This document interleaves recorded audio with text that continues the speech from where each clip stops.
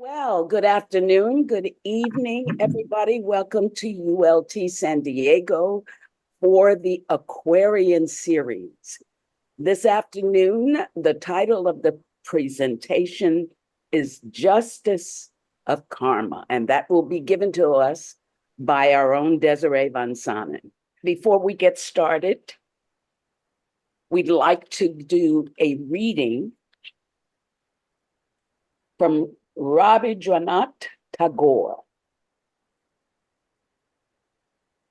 We know that law cannot be set aside, and in this knowledge we have become strong.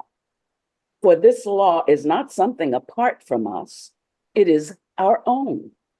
Thus, we find that just as throughout our bodily organization, there is a principle of relation by virtue of which we can call the entire body our own. So all through the universe, there is that principle of uninterrupted relation. It is the same with our spiritual life. When the individual man in us chafes against the lawful rule of the universal man, we become morally small and we must suffer. The universal spirit is waiting to crown us with happiness, but our individual spirit would not accept it.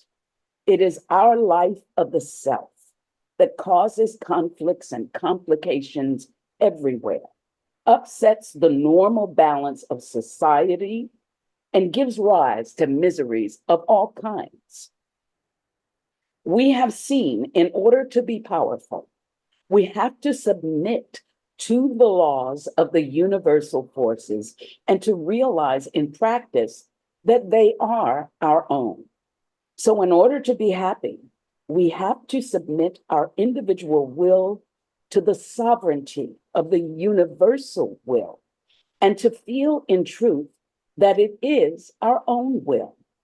When we reach that state, the adjustment of the finite in us to the infinite is made perfect, and then pain itself is made a valuable asset, a measuring rod with which to gauge the true value of our joy.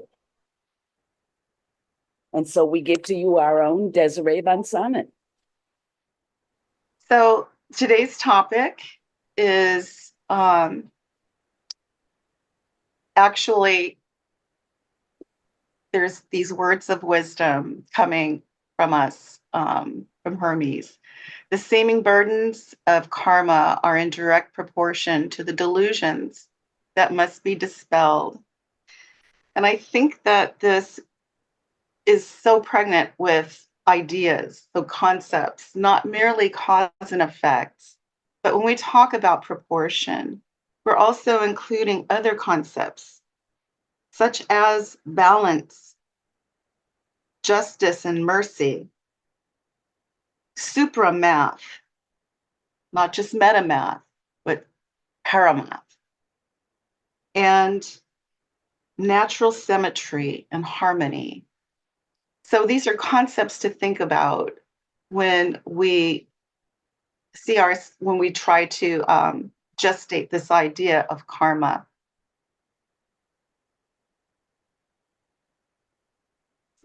The next slide. Some of the topics that we'll be talking about today: justice as defined over time and personified from ancient to modern, an introduction of karma to the Western mind, karma, the law of retribution, to include harmony and perpetual motion, or the breath of the absolute, karma, the great mathematician, the midpoint of action, the point of balancing of the scales, dharmic action, and our responsibility with regards to forgiveness, and closing quotation from The Voice of the Silence.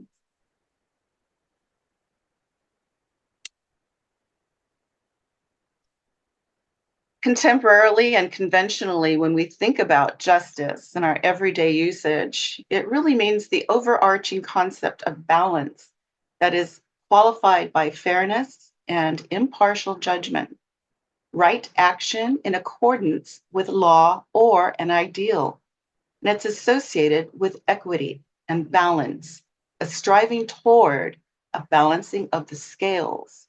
In its simplest term, it is a this or a that. Here we have a picture of Lady Justice. She was introduced by the Emperor Augustus in ancient Rome. Justitia, represented here, personifies embodiment or the embodiment of the virtue of justice. And I want to take a little look at her, what she's holding, all of these emblems and what they mean, and not just what she's holding, but how she's holding them and in what hand.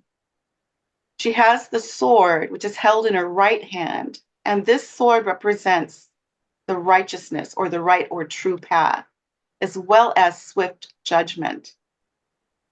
In the scales, she's holding those in her left hand, and they are in the scale, she is weighing the substance against the purity of truth. And she is blindfolded. This is a characteristic that was applied in the 16th century, indicating an unwavering impartiality. Can you still see my slides? Yes, Okay, I just want to make sure as I move yes, forward. we went to the next one. It's good. Lovely. So here in this picture, you can see she's paired up with Prudentia. And Prudentia comes from our Greco-Roman period. She's an allegorical female personifying discipline through reason, sagacity, and discretion. And here she's depicted holding a mirror in her right hand and a snake in her left hand. And in addition to being paired with Justitia, it was thought that she was the virtue of bravery. And without bravery, one becomes foolhardy. Without mercy, we sink into weakness.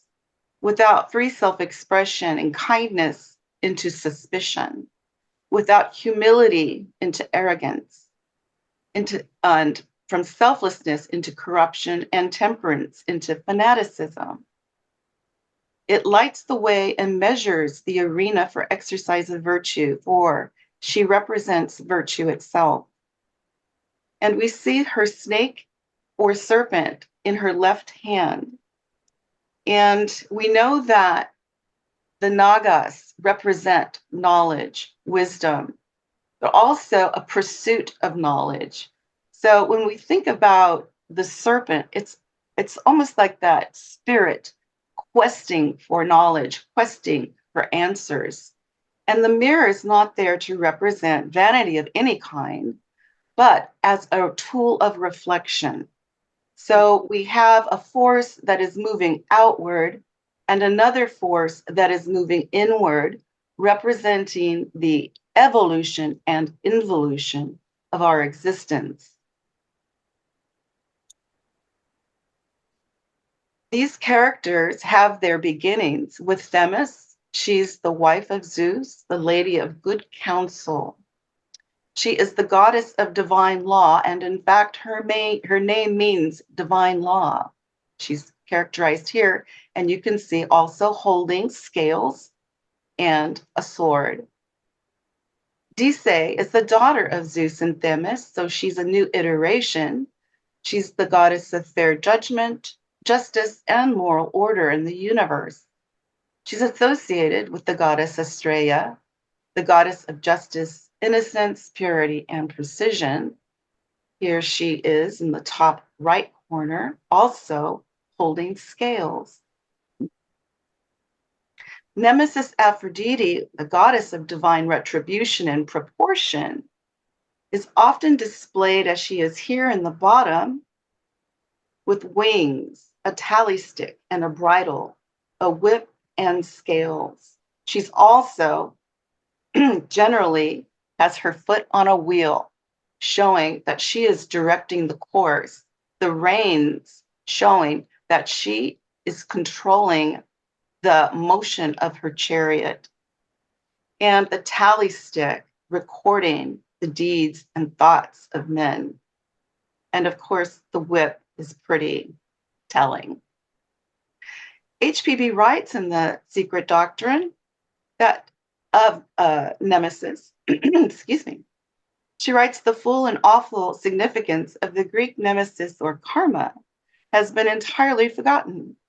Otherwise, Christians would have better realized the profound truth that Nemesis is without attributes, that while the dreaded goddess is absolute and immutable as a principle, it is we ourselves, nations and individuals, who propel her to action and give the impulse to its direction. Karma Nemesis is the creator of nations and mortals, but once created, it is they who make of her either a fury or a rewarding angel. Now, even these characters in history have their beginnings even further back. In ancient Egypt, Mahat or Mat represented good, truth, morality, balance, and harmony in the cosmos and in nature, representing the overarching law in nature, or rather the principle. We see here she's holding in her right hand the Ankh, representing eternal life. She's the daughter of Ra, the womb or holder of the light. And I believe she is considered to be the first daughter.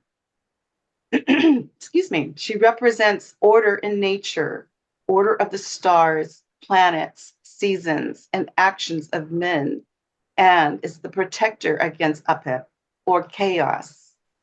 The feather which she adorns here in her band on her head represents absolute truth. And it's through this heart with which men's hearts are weighed after, it is through this feather that men's hearts are weighed after death. Here is a hieroglyphic depiction of a ritual in a man's after death state. And you can barely see her. If you can see my cursor, barely see her here, actually representing the scale itself. The heart of a human is in one side and her feather is in the other. Thoth, the god of wisdom, is there to record the outcome of this individual's life. And then the feather is actually taken over to what appears to be Osiris in his chamber, with Isis and her sister standing behind him. It's interesting too, we have Anubis here, who's the god over funerary rites. And what is interesting is he's holding the Ankh in his left hand. So I asked myself, why would he be holding it in his left hand? And I thought it perhaps is because it pertains to a single life, transitory, rather than a principle. Another interesting piece here is, if you look up on top, we have 14 characters possibly representing principles in nature. 7 of them are holding the Ankh, 7 are not, which may refer to 7 eternal principles and 7 transitory ones. Although I'm not an Egyptologist, but just in looking at these, making that observation, of course, hopefully we can have some discussion on that. I think it's really interesting. And then we have this character down below, under the scale, Amit, who is the devourer of the impure. So if a soul does not meet the rigor of that light feather, then his job is there to devour that soul. Exactly what that means, I'm not exactly sure, but I would like to put emphasis on the fact that this idea of a scale measuring the heart of an individual is actually carried through all the way from ancient Egypt to the present day.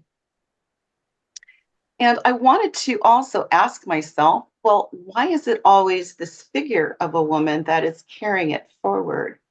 And it reminded me of the archetype of Mula Prakriti, the substance or the womb, the vessel of the spirit. And as we were reminded in our stanzas, mind was not, for there was no ahi at the time to contain it. So the laws and the ability for that spirit to express itself has to be done through a vehicle of some kind.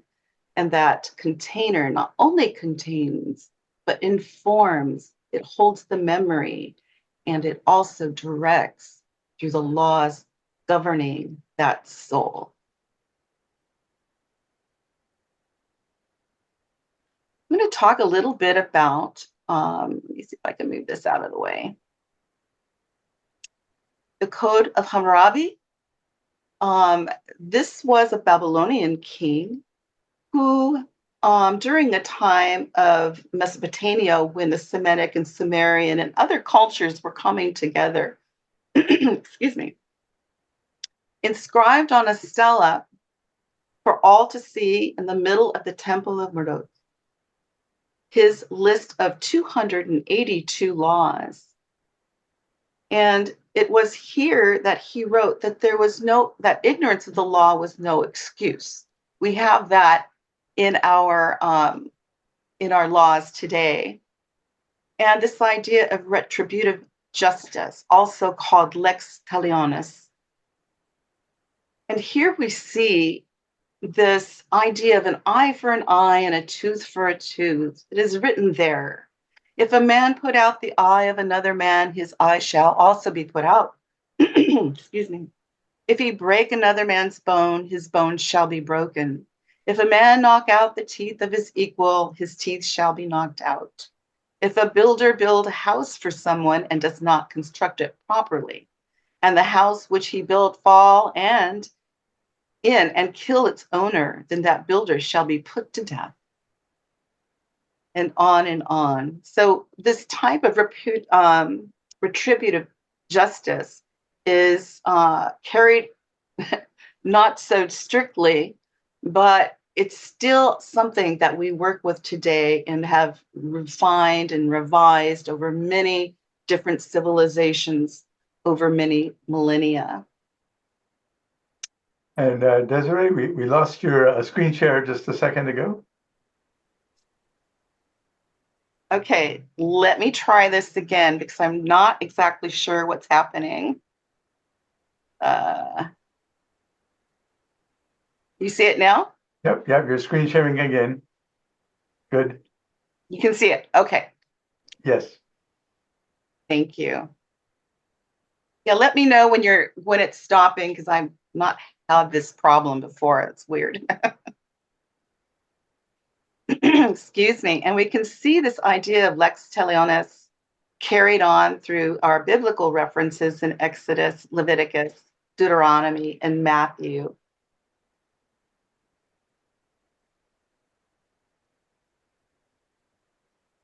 Can you still see? Yes, it's good. Wonderful. Yes. So I had to ask myself and just looking over and going through this historical review, could man ever create order and positive laws, however imperfect they may be, if perfect law and order did not already exist in nature? Could we even be able to conceive of such a thing? And I think that the answer is absolutely no. And I think that's kind of a very basic question and a very basic answer. These things don't pop out of anywhere, that they already exist in natural law.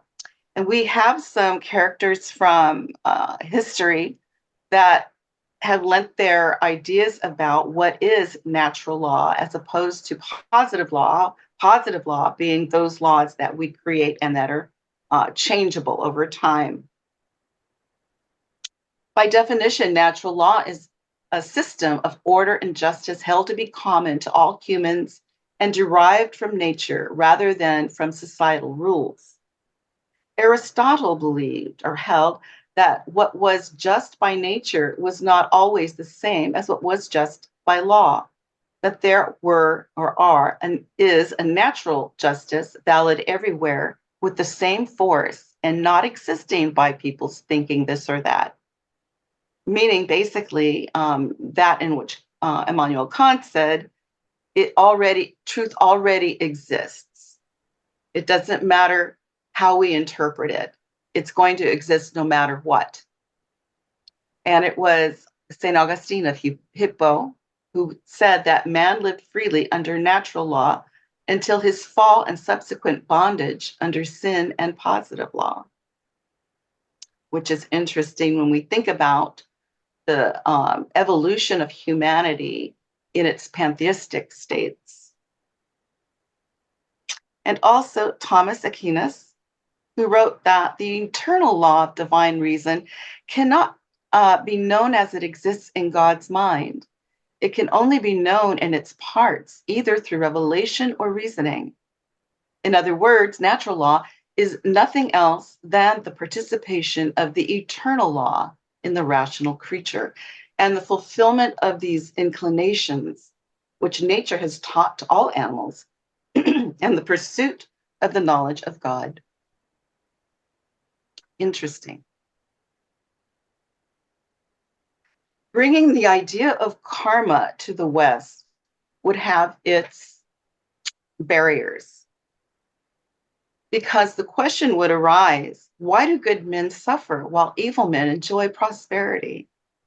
How can God be a God of mercy when so much suffering exists? We find that we can't answer these questions, or at least fill in or satisfy the gaps between them without first understanding the three fundamental principles underlying the basis of theosophical thought. And that being that everything is dependent upon law. All manifestations are dependent upon law and beyond manifestations. He explains this as he gives an address at the Parliament of Religions in 1893. He indicates, how is it possible you did not live before if there is any justice in this universe? When shall he reap that which he has shown? Of course, he's talking about reincarnation. One cannot exist without the other. He must reap it where he sowed it, or there is no justice. The doctrine of karma put into our language is simply and solely justice. What is justice? Is it something that condemns alone? I say no. Justice is also mercy. For mercy may not be disassociated from justice, and the word justice itself includes mercy within it. Not the justice of man, which is false and erring, but the justice of nature. That is also mercy. For if she punishes you, it is in order that she may do a merciful act and show you the truth, at last by discipline. That is the doctrine of karma, and it is also called the ethical law of causation. It means that effect follows cause uniformly, not alone in mere objective nature, where if you put your hand in the fire, it will surely burn, but in your moral nature throughout your whole spiritual and intellectual evolution.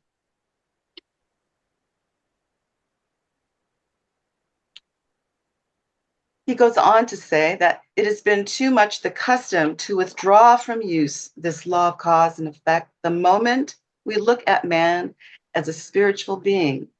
And the religions and philosophies of the past and the present have the proof within them that this law of cause and effect obtains acts on the spiritual, the moral, and the intellectual planes just as much as it does on the physical and objective.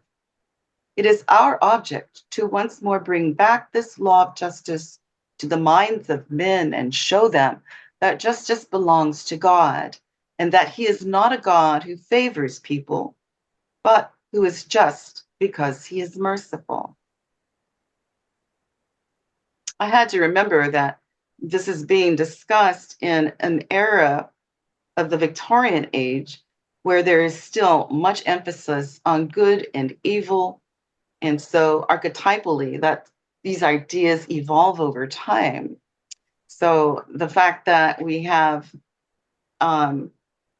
this God who favors people, but who is just because he is merciful, is kind of leading into getting minds around this idea of archetypal justice. In her Secret Doctrine, HPB talks about this law of retribution as the one life. This one life is closely related to the one law, which governs the world of being, or karma. Exoterically, this is simply the literally action, or rather an effect-producing cause. Esoterically, it is quite a different thing in its far-fetching moral effects. It is the unerring law of retribution.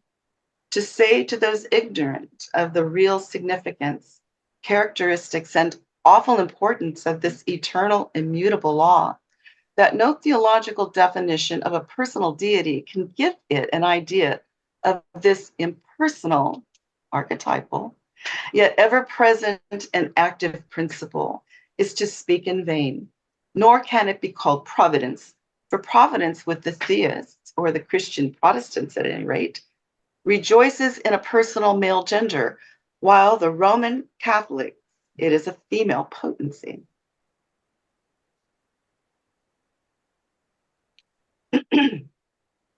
She goes on to write on page 643, all these are on the first volume of the SD. An occultist or a philosopher will not speak of the goodness or cruelty of providence, but identifying it with karma nemesis, he will teach that nevertheless it guards the good and watches over them in this as in future lives, and that it punishes the evildoer, aye, even to his seventh rebirth. So long and short as the effect of his having thrown into perturbation even the smallest atom in the infinite world of harmony has not been finally readjusted. For the only decree of karma, an eternal and immutable decree, is absolute harmony in the world of matter as it is in the world of spirit. It is not, therefore, karma that rewards or punishes, but it is we who reward or punish ourselves according to whether we work with, through, and along with nature, abiding by the laws on which that harmony depends, or if we break them.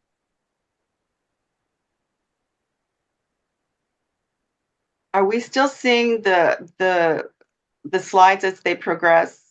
Yes, they're going nicely. Thank you, Desiree. Yeah. Thank you. All righty. So, question, is karma God?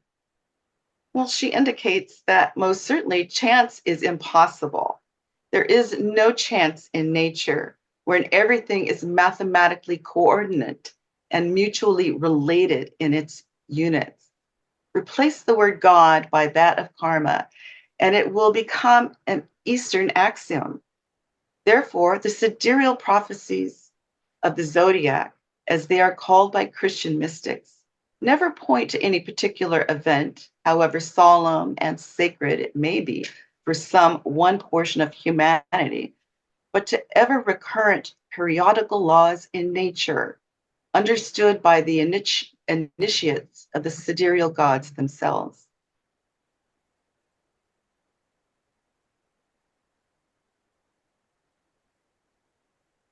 In the Gupta Vidya, karma, or deity in action, is described as the eternal divine pulsation and breathing of the absolute. It's just interesting when we think about this evolution and involution. It is the unknowable at its rootless root, but it is partly cognizable as the law of eternal causation and ethical retribution, mirroring, we saw that mirror, and maintaining the universal unity and total interdependence of all gods, monads, and atoms. On the three formless arupa planes and on the four planes of conditioned consciousness and modified every changing matter, it reflects absolute harmony, justice, and compassion. And of course, this compassion is related to this exact proportional distribution. These are ceaselessly mirrored in the operation and manifestations of karmic subtotals, embodied in the vestures, the ideational causation of all beings, the network of interrelations and between the seven kingdoms and all the beings therein. Karma is the progressive driving force behind all karmic and human evolution and involution. And as such, it is inexorable, impersonal, universal, irresistible, omnipresent, and omnipotent.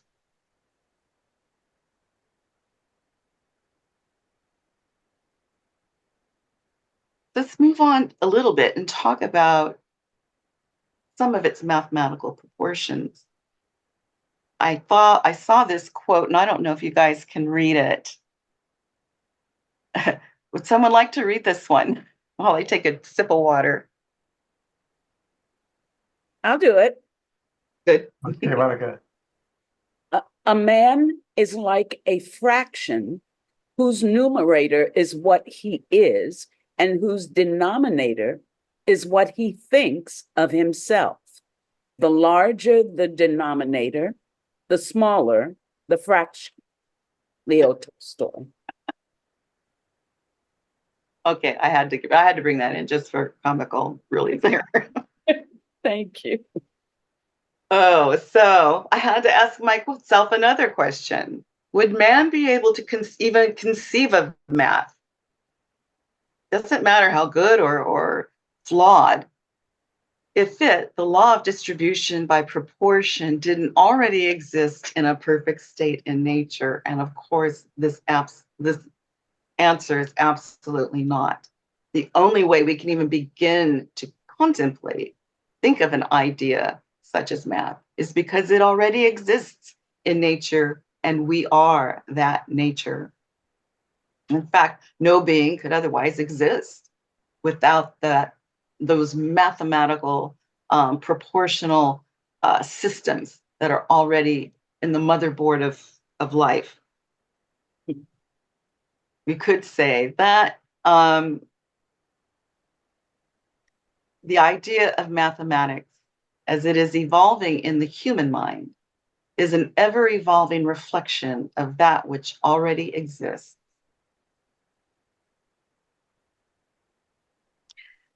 And so much of what scientists and astronomers, etc., mathematicians have been able to capture this math, this perfect math in nature, although not always interpret it without flaws. Even in our stanzas, it is said, "Make thy calculations, Lanu." And from Galilean Euclid to Srinivasa to our contemporary Michio Kaku, we see there is a definite understanding that the foundation of nature is underpinned by number. An equation for me has no meaning unless it expresses a thought of God, says one. God is a mathematician, and when you read the mind of God, you actually have a candidate for the mind of God. The mind of God, we believe, is cosmic music, the music of strings resonating through 11-dimensional hyperspaces. That is the mind of God. Says another, mathematics is the language with which God has written the universe. And here again, the laws of nature are but the mathematical thoughts of God. You can't leave God out of the equation. I wanted to relate karma here for a moment to Fohat, because we often hear the word, I need to, somehow get rid of karma. Well, we know you cannot get rid of an omnipotent, omnipresent principle. However, in reference to these concepts of mercy and proportion, we have Fohat, who is described as expressing itself in countless ways according to the manifestations that it's relating to. And we could say the same for karma, but we're going to talk about Fohat and try to relate the same idea to karma, since these two forces are very closely related. Each world has its Fohat, this is written in the footnote in the SD, volume 1 on page 143, if you want to look at it for yourself. Each world has its Fohat, who is omnipresent in his own sphere of action, but there are many Fohats, as there are many worlds, each varying in power and degree of manifestation. The individual Fohats make one universal collective Fohat, the aspect, entity of the one absolute non-entity, which is absolute Bines, or Sat. Millions and billions of worlds are produced at every Manvantara, it is said. Therefore, there must be many Fohats, whom we consider as conscious and intelligent forces. This, no doubt, to the disgust of scientific minds. Nevertheless, the occultists, who have good reason for it, consider all the forces of nature as veritable, though supersensuous states of matter, and as possible objects of perception to beings endowed with the requisite senses. Move that around. And now we're going to emerge into the golden midpoint. Wise is he who holds to the golden midpoint, who believes in the eternal justice of things. And again, we're going to be carrying this idea of the scales and the balancing of the scales and what that might mean in everyday practical life. It's from the Dhammapada, where it is written, as a solid rock is not shaken by the wind, even so the wise are not ruffled by praise or blame.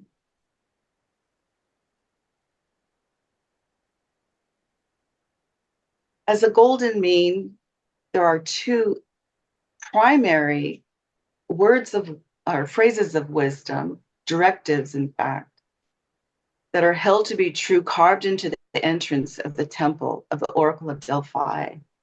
They are know thyself and nothing in excess.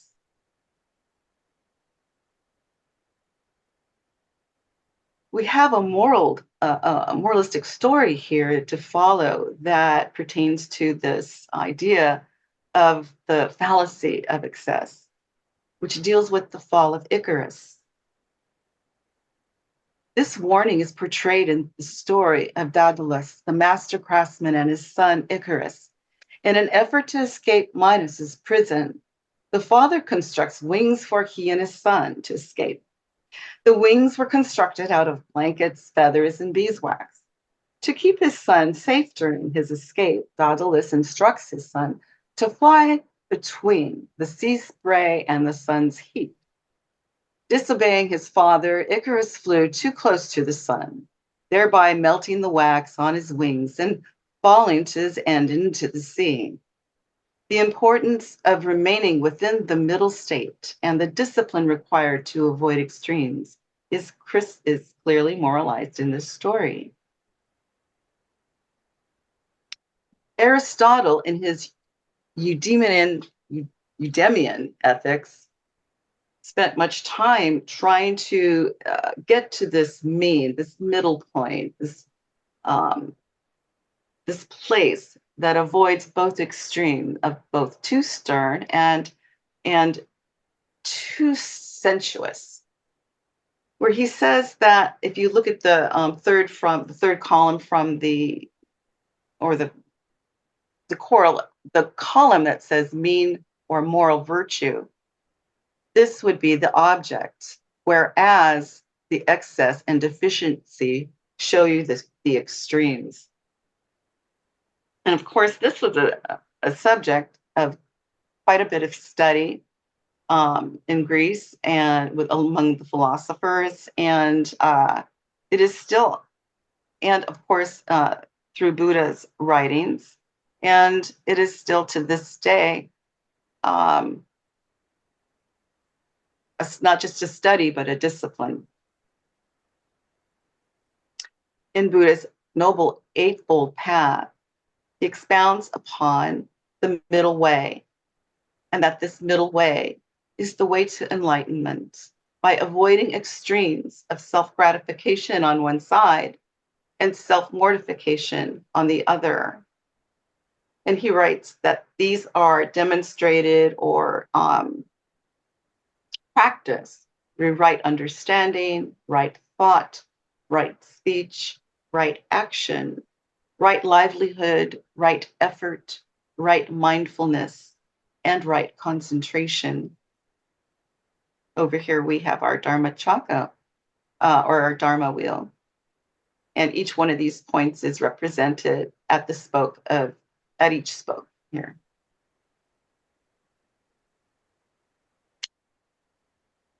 In the Dharma Sangiti Sutra, it is written, and I'm hoping that someone can read this for me as I grab a little bit of water. Can someone do that for me? I can do that. Thank you so much, Desiree. Shobha. Okay, the dharma of karma. Dharma is equal, the same for all beings. For high or low or those in the middle, dharma cares nothing. So must I make my thought like dharma. Dharma regards not the pleasant. Dharma is without partiality. So must I make my thought like dharma. Dharma depends not upon time. Timeless is dharma. So must I make my thought like dharma. Dharma hides not in the lofty while shunning the low. Dharma bends neither upwards nor downwards. So must I make my thought like dharma. Dharma abides not in the whole while avoiding the broken. Dharma is devoid of superior and inferior. So must I make my thought like dharma. Dharma pervades not the noble while fleeing the humble. Dharma has no attachment in the fields of activity. So must I make my thought like dharma. Dharma seeks not the day while holding back in the night. Dharma is constancy itself. So must I make my thought like dharma. Dharma loses not the chance to transform. No delay accompanies dharma. So must I make my thought like dharma. Dharma Sangiti Sutra. Could you continue, please? Okay. Dharma Sangiti Sutra continued. Dharma is neither scarce nor abundant. It is without measure or enumeration, and like space, it neither shrivels nor grows. So must I make my thought like dharma. Dharma requires no protection by guardians.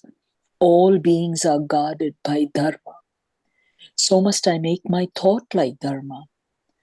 Dharma seeks no refuge, for it is the refuge of all the world. So must I make my thought like dharma. Dharma finds none to resist it. Irresistible is dharma. So must I make my thought like dharma. Dharma plays no favorites. Without preference is dharma. So must I make my thought like dharma. Dharma fears not the terrors of birth and death, nor does nirvana entice it. Without misgiving is dharma. So must I make my thought like dharma. That is beautiful. Thank you so much, Shobha. Thank you. Thank you.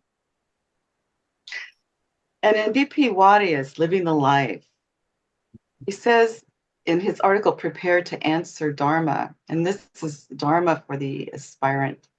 The student of the esoteric philosophy and the science of occultism learns not to regret his present karma, but to seek the right way of action, whatever his karma. He soon finds that Dharma, the stern law, forms the inner religion of the heart. The practice of this stern law implies discipline, the discipline of raising oneself by the self.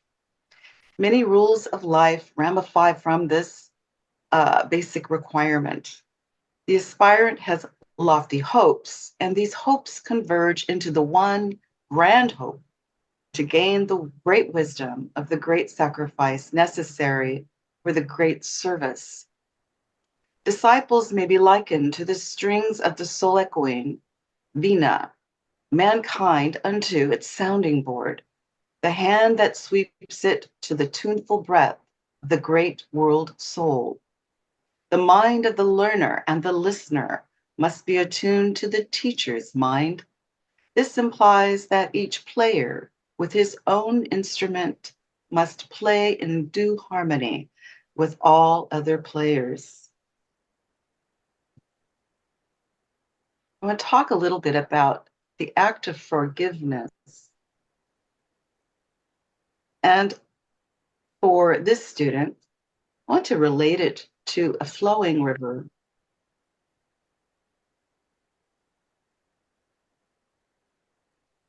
So I think before we do that, there is some words on forgiveness from the Key to Theosophy. She reminds us that we are not punished for our sins. We are punished by our sins. Or to use less religious language, by our misdeeds or errors or foolish choices. The law of karma is inherent within us. Human law may use restrictive, not punitive measures, but a man who believing in karma still revenges himself and refuses to forgive every injury, thereby rendering good for evil, is a criminal and only hurts himself.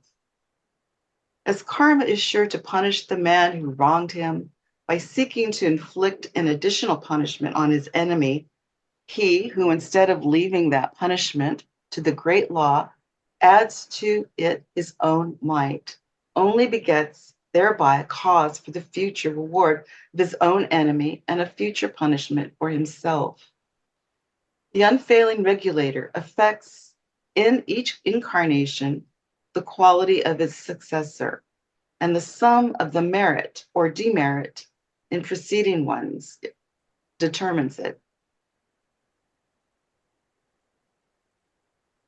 The karma as a river could be considered such as this, that as all rivers, streams, and tributaries rush to the ocean, carrying with them the karmic actions of men, so does the ocean hold and keep in good care the karmic actions of all men.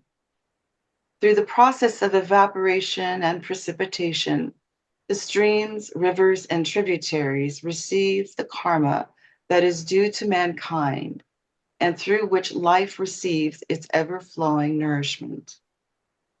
When one experiences an injustice and reacts in hate, revenge, anger, or repulsion, we dam the flow of that karmic river. We not only stifle our fellows' growth, but also our own. If we instead maintain the scale of balance in mind and heart, the karmic river flows without interruption or obstruction, on its due course. In turn, all people benefit from its waters, through which opportunities for learning are made possible. And if we could have someone speak these words from the voice of the silence in fragment 3 that speaks of the waters. Yes, I'd be happy to do that. Thank you. All right, so we have Voice of the Silence, fragment 3. Yea, he is mighty, the living power made free in him, that power which is himself, can raise the tabernacle of illusion high above the gods, above great Brahm and Indra. Now he shall surely reach his great reward. Shall he not use the gifts which it confers for his own rest and bliss, his well-earned weal and glory? He, the subduer of the great delusion? Nay, O thou candidate for nature's hidden lore, if one would follow in the steps of holy Tathagata, those gifts and powers are not for self. Wouldst thou thus dam the waters born on Sumeru? Shalt thou deliver the stream for thine own sake, or send it back to its prime source along the crests of cycles? If thou wouldst have that stream of hard-earned knowledge, of wisdom heaven-born, remain sweet running waters, thou shouldst not leave it to become a stagnant pond. Know if of Amitabha, the boundless age, thou wouldst become co-worker, then must thou shed the light acquired, like to the bodhisattvas twain, upon the span of all three worlds. Know that the stream of superhuman knowledge and the Deva wisdom thou hast won must from thyself, the channel of Alaya, be forward forth into another bed. Know, O Naljor, thou of the secret path, its pure fresh waters must be used to sweeter make the ocean's bitter waves, that mighty sea of sorrow formed of the tears of men. Thanks, Ken. Appreciate it. And that concludes my presentation. So I'm ready for any comments, questions, and any participation. Again, I apologize. I do not have a camera, so I am a blank screen today, but my name's on it and I can see you, and that's the important thing. Do they call that the tabula rasa, the blank screen? Yes. Well, thank you, Desiree. That was an amazing presentation on these topics of justice from ancient anthropological, historical cultures, and these concepts of Dharma and legalistic aspects like the law of Hammurabi. What an amazing survey. Thank you so much for that effort today. Really appreciate that. You're very welcome. I'm sorry it took so long. I just realized what time it is.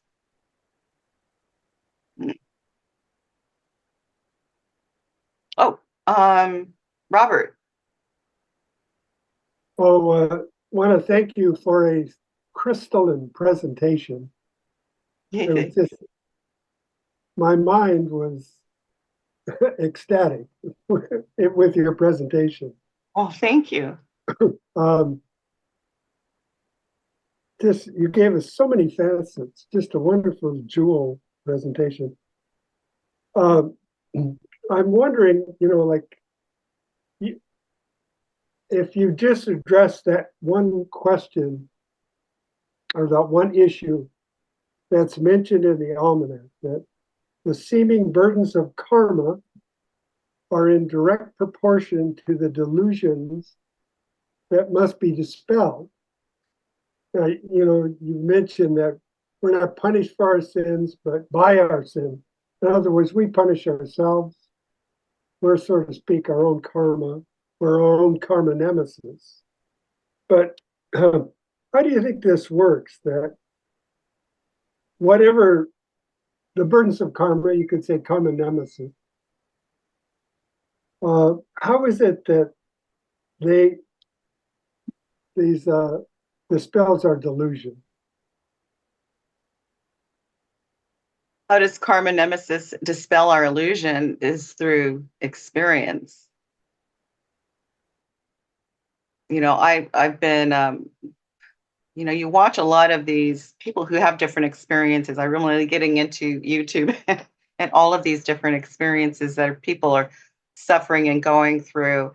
And I find that just for me personally, if I employ a middle way of thinking so that I can sense what these forces are, because you feel the force, you feel the sense of anguish and suffering, and I think that it's that suffering that really is the teacher. We know that if a sentient being is simply living in light-filled room, they never know what light is. We need to contrast it with something. And so we have karma nemesis, we have contrast, so that we can begin to learn the light. It's all about going back to the light, but to go back with it with an understanding of what it is. This is not possible without objectively looking at it. And we can't objectively look at it and see it for what it is until we have to see first for what it is not. I don't know if that answers your question, but it seems Well, that's the role it plays. it's a movement in that direction for sure. Thank you. Anybody else? Oh, hi, Leonardo. Hi, Leonardo. Hey, hi. You can see me, but I can see you. Yeah. That is why turn on my screen. I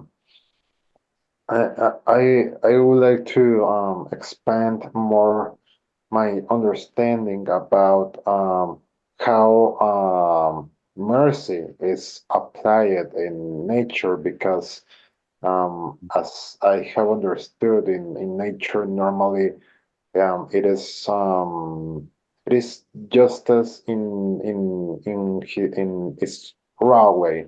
I mean, it is no, normally when I look at the nature, when I look how it works, it normally it is the consequences to the point. Um, we are we as humans, normally it is easy or not to forget and continue with our lives like nothing happened. But in nature, it is not like that. It is the consequences, and there is a lot of things that could happen. So that is why I would like to know how it works. I can imagine that the mercy is manifested, or it appears through start again, to the opportunity that those consequences will not define you in totally. You can start over and then create a new path. But I would like to be more clarified about it. So just so I understand, what is exactly your question? My question is how mercy is appears in nature, how mercy is applied in the natural world. So the mercy is, we call it mercy. I'm not exactly sure I like the word, but I can use it because in nature, energy is only distributed in proportion to the ability of that receiver to receive it. So nature doesn't force 500 megawatts of energy into a 5-watt bulb. It distributes that energy in such a way that that individual or that life form, that sentient thing, can actually use it to evolve. It can't use something if it blows it up. So in that regard, it is merciful. I don't care necessarily for the word mercy, because to me, it's a very mathematical thing in nature. It's a very logical thing in nature. I'm not going to say it's mechanical, although it has mechanical properties, but because it's so much more broad than that, because it affects both the spiritual, the moral, ethical aspect of a human being's growth. But you're not going to get more than you can take or that you could possibly begin to understand. So in that sense, I can use the word mercy because it's not overbearing for that individual. That karma is released, and there's a very stern law to this. It is released in accordance with what is needed at that time for that individual. And to top it off, I hear when I listen to these folks with the NDEs, the near-death experiencers, often come back and say, oh, I planned this thing. I had an interest in it. I was actually involved in some way. They could not like pinpoint or dissect it into its individual parts, but they knew intuitively in an instant that they were a part of that energy distribution, so to speak. So, hi, David. Hi there. Thank you. Sure. Could you talk a little bit about, I was thinking much of our karma comes to us through our fellow man and women. This is where a lot of karma is working, right? We're affecting each other all the time as human beings. So with that in mind, how should we look at the idea that each of us are karmic agents and what we should, you might say, do about that? Well, was it Victoria who brought up the instance where two men are in a park on a bench, and they're watching a couple who are having it out. And those two men, understanding the flow of karma, understood that they had a part in this to play. And I don't know if they went into some sort of a meditative experience, but eventually that energy helped to bring that quarreling to an end and come to some kind of harmonious conclusion, I guess. But the idea, and this is why I wanted to bring up the idea of the flowing waters, because we are all in these tributaries experiencing the same waters. When we act in a negative, unuseful way, we actually, in my opinion, block those rivers. We put up dams. So any opportunity for our fellows to be able to learn from an experience, we can actually cut it off. And we don't do it knowingly. But I feel like we are responsible enough that when we are able to engage in a situation, even when it could be harmful to us, but at least respond rather than react, but respond in a way that is more humanistic and tolerant and calm, and trying to see things from many different angles rather than one extreme or the other. I think we loosen up that river so it can flow more freely. And this is just a feeling that I have, and I don't know if it's something that someone else might be able to relate to, but it's, when we think about the blood flowing through our bodies, that blood flowing through our bodies isn't thinking, well, I'd rather just go to the heart, or no, I think I'm just going to stick around where the liver is. It's flowing, and it's doing things according to nature, according to its dharma. And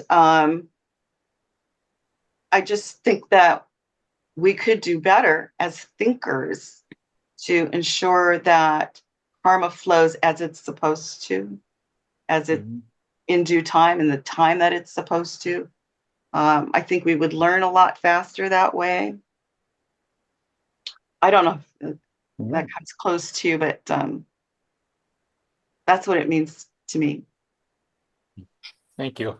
Yeah, you're certainly exploring it. I mean, we're continually affecting others, so we're distributors of karma all the time.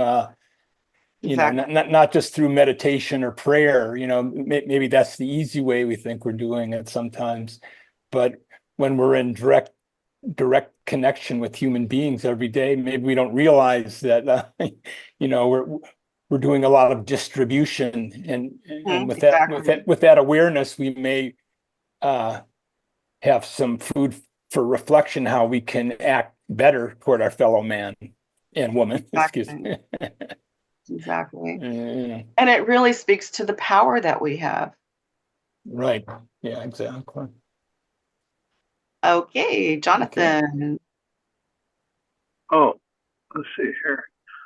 Oh, hi. I was just first in reference, also in addition with reference to David's question, it occurred to me while you guys were talking was that a lot of the times we take these our interactions with other people in kind of a dualistic way where it's us and them. It becomes personal, grievances, things like that.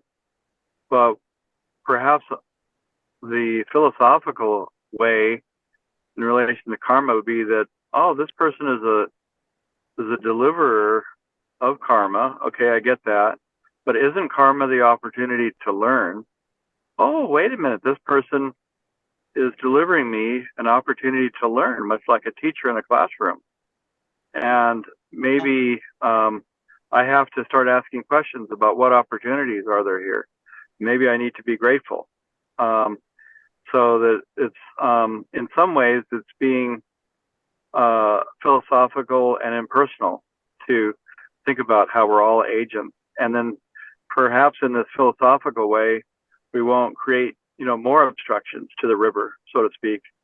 And I was thinking also, in relation to the earlier questioner talking about mercy, and the consequences that come out of karma and so forth, what occurred to me in that was it does seem that with the precision of karma, that there is a mercy in that. Why is that? Because it's not capricious. There's nothing more frightening or traumatizing than thinking that destiny and the things that happen are just totally random and capricious.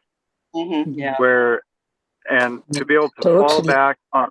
fall back on the law, to lean on the law, that becomes like the karma actually becomes a friend in that way.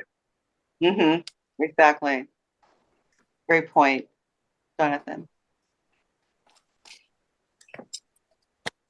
Monica?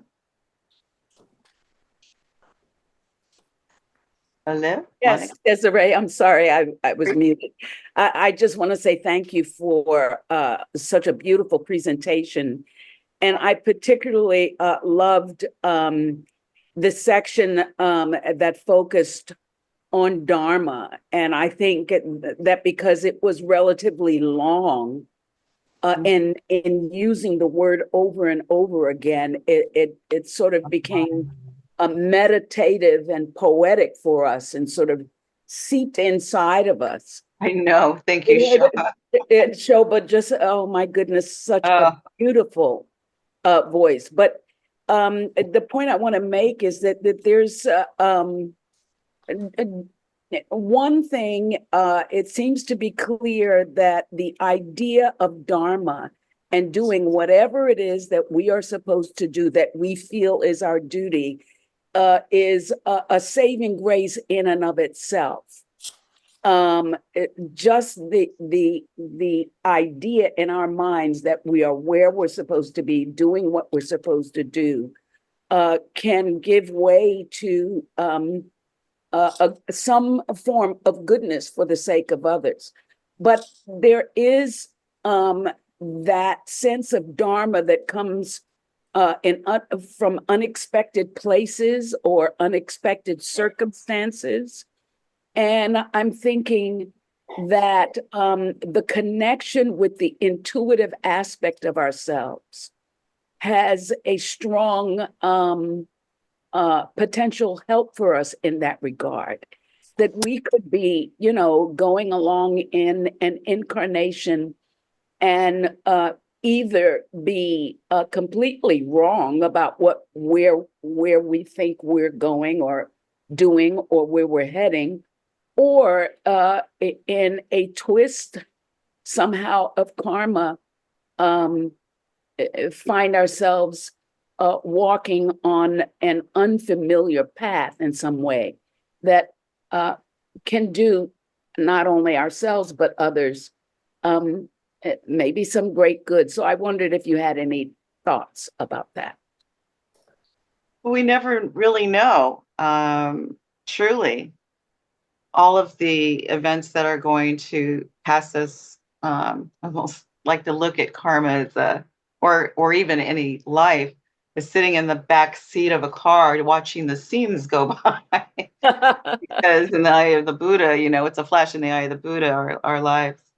I'd like to think of it as a kind of an accumulative thing. Because when we are born, it seems to me that there is this golden thread of one's nature that stays with them through their entire life.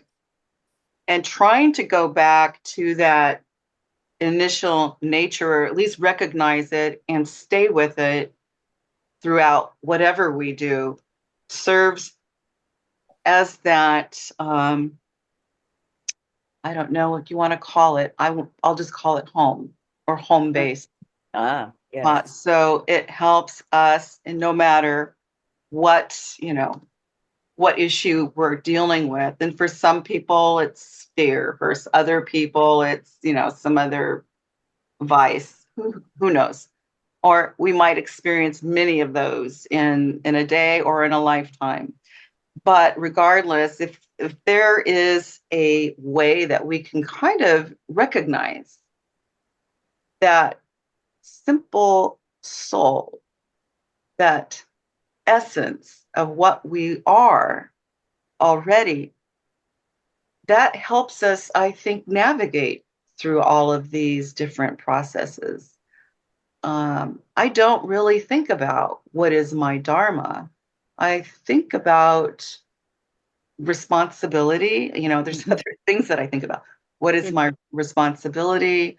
How do I know I'm staying in the middle so that I can see the multiple facets of a situation?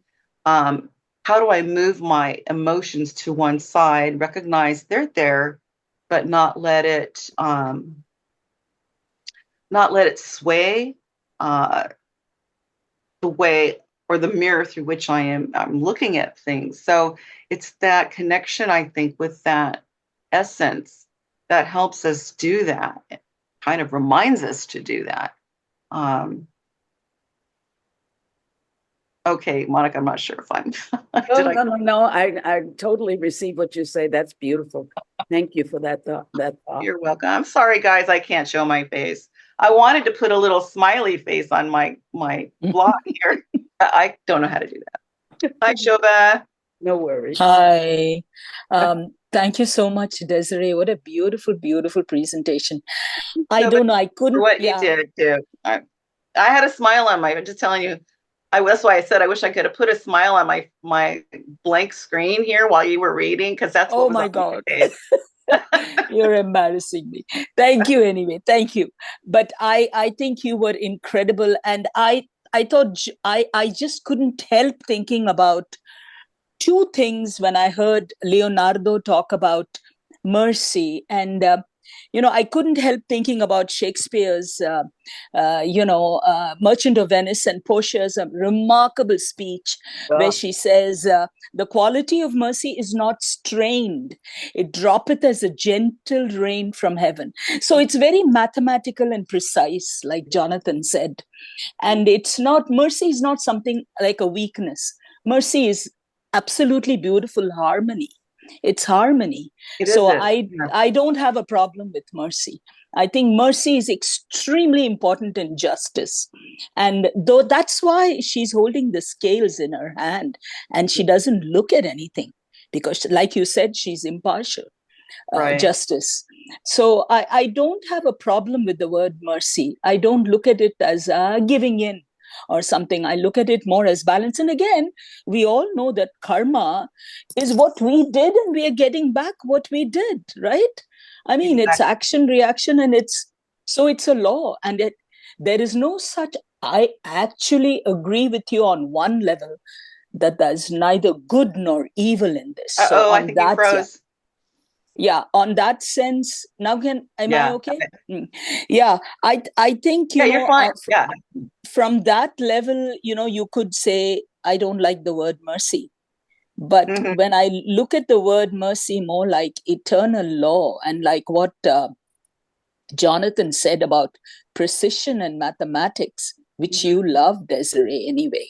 Yeah, So, so I just wanted to fight for mercy, and also, of course, it's connected to dharma, and it brings us back to the Gita with the Mhm. very first words of the Gita, which say, "Dharma kshetre kurukshetre." The battlefield is the field of dharma. So I think it's all interlinked there.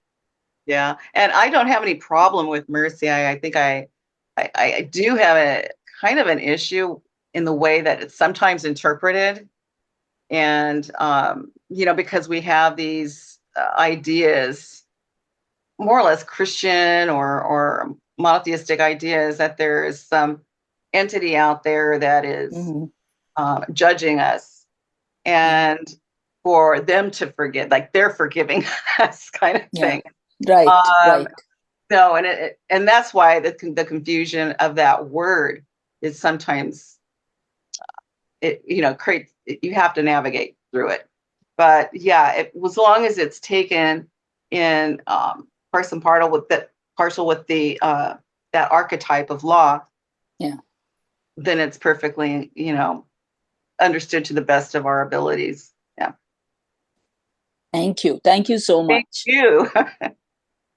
Okay, Monica, do you have your hand up again, or is that from last time? yes. No, I have it up again, and I just did not want us to leave, although we do have a hand up from Sandra. I didn't want us to leave without mentioning some of these beautiful messages in chat. Meluka says, thank you, Desiree, lovely message.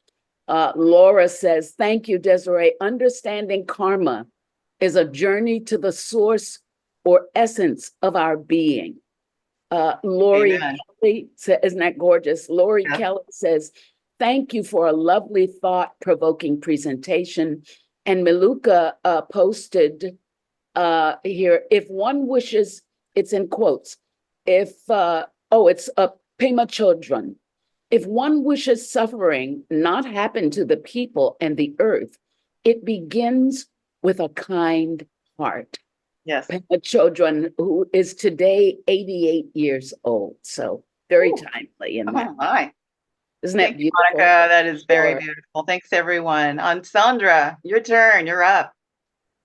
Well, now I've forgotten my question. Oh, so sorry. No worries. No, sorry about that. No worries. No worries. Sorry about that. Okay. Anyone else? Coming down to the wire here. David? Yeah, I was just thinking, you're talking about mercy, kind of the flip side of that, punishment. From a theosophical point of view, it's not our ideal to deliver punishment. If we're all here to learn and grow, and karma takes care of the effects of our action. What am I trying to say?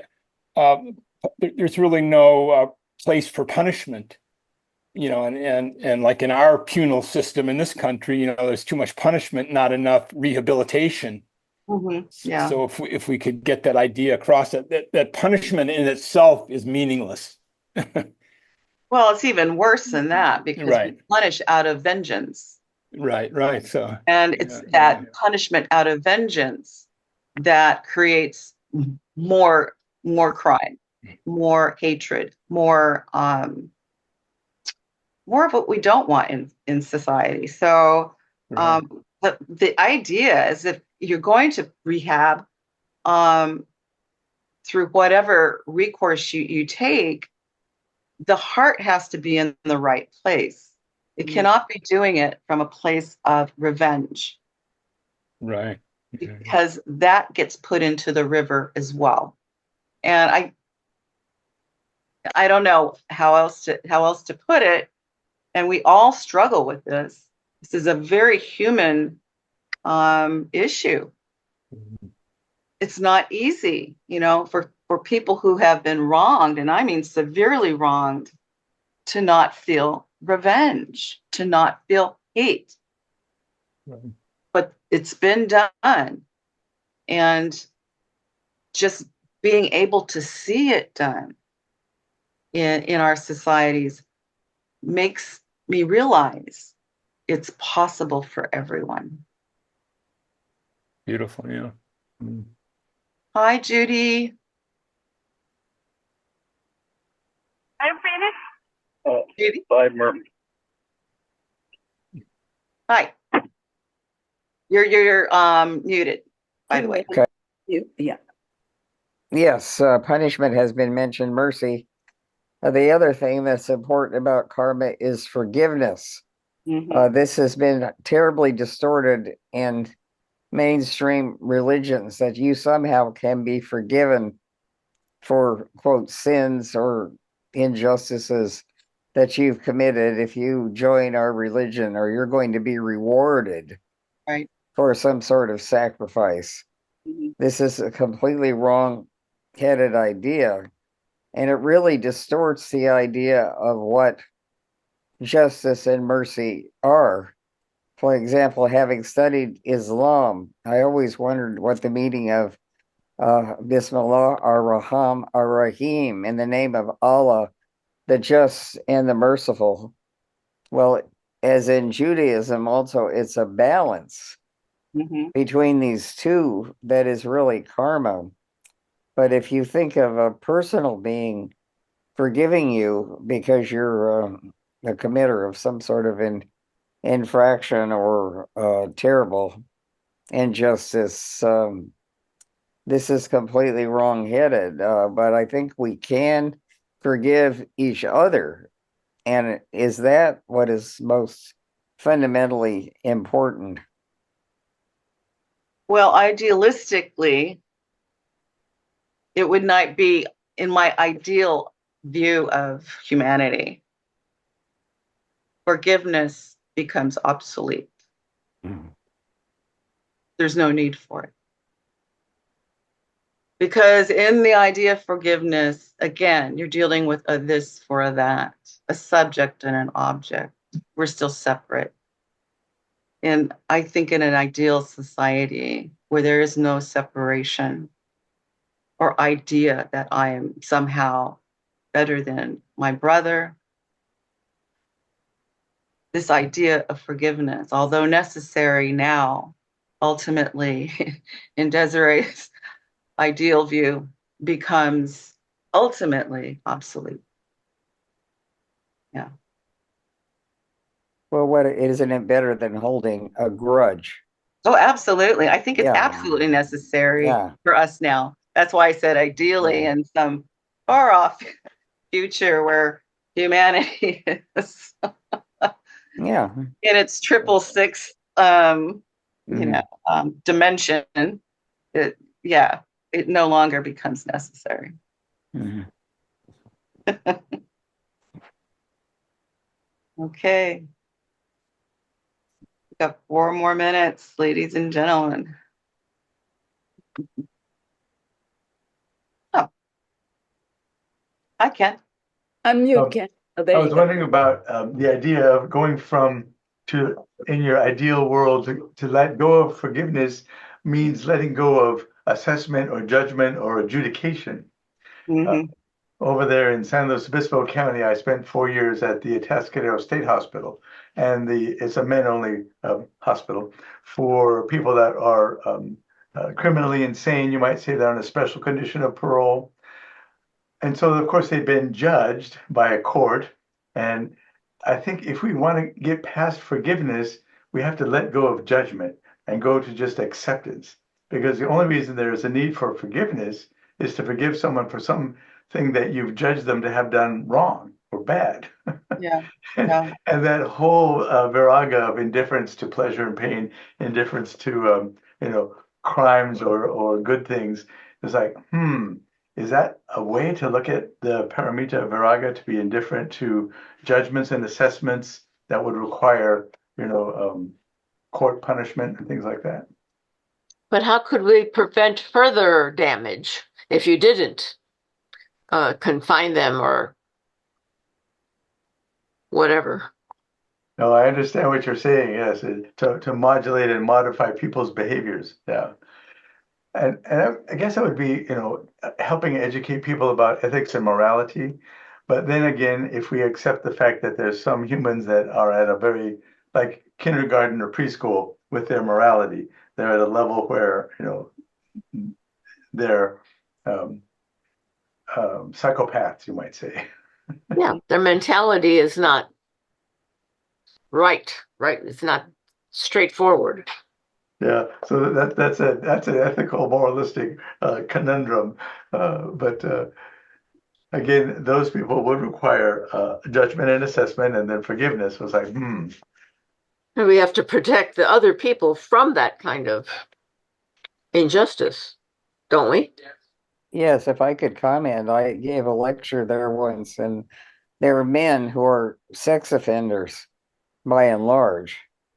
Isn't that so, Doctor? And I really found most of them to be acting like fairly normal guys when I gave a lecture.